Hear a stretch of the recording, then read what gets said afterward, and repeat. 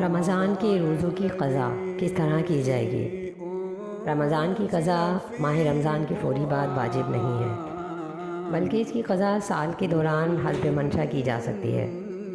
اسی طرح کفارے کی ادائیگی میں بھی توسیع رکھی گئی ہے۔ حضرت عائشہ رضی اللہ عنہ سے صحیح ثابت ہے کہ آپ رمضان کی قضا شعبان میں کیا کرتی تھیں۔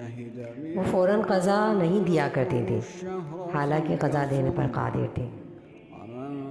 صحیح بخاری۔ قضا ادائیگی کی مانند ہی ہوتی ہے۔ اس کا مطلب یہ ہے کہ جس نے چند دن روزے چھوڑے وہ اتنے دنوں کی ہی قضا دے جتنے دن اس نے روزے چھوڑے ہیں۔ قضا میں اسے یہ اختیار بھی ہے کہ وہ مسلسل قضا دے یا درمیان میں وقفہ کر کے قضا دے۔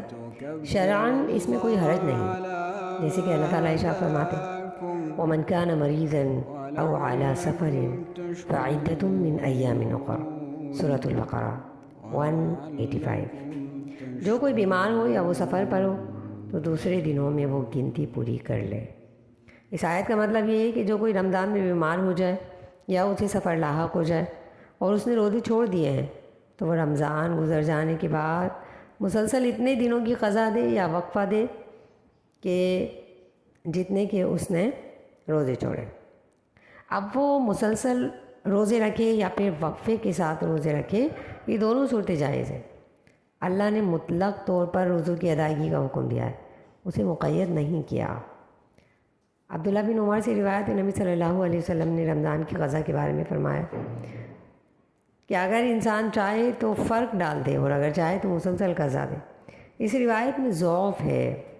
اگر قضا میں تاخیر ہو گئی ہو یہاں تک کہ دوسرا رمضان شروع ہو گیا تو پہلے شروع ہونے والے رمضان کے روزے رکھے، قضا اس کے بعد دے۔